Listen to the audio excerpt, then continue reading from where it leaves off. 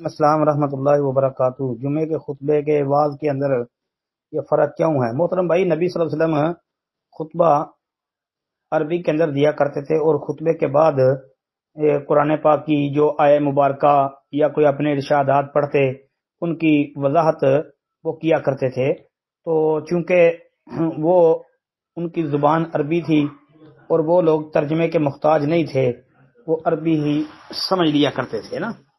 اب خطبہ جو ہے وہ عربی میں، یعنی اللہ تعالیٰ کی حمد و ثنا وغیرہ اور درود وغیرہ جو بھی ہے، یہ تو بندہ عربی میں خطبہ پڑھ لیتے ہیں نا ہمارے علماء۔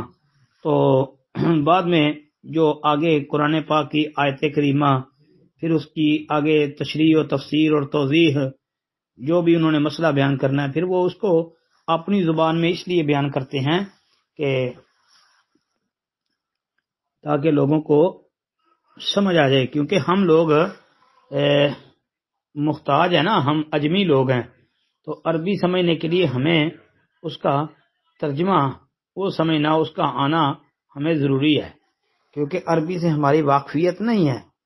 تو اس لیے یہ طریقہ کہ عربی میں خطبہ دے دیا اور باقی واضح نصیحت جو ہے وہ ہماری اپنی زبان میں، اردو میں یا پنجابی میں ہو جائے تو جائز ہے، درست ہے، اس میں کوئی عرض والی بات نہیں ہے جی، اس میں کون سی کوئی پریشانی والی بات ہے۔ السلام علیکم ورحمۃ اللہ۔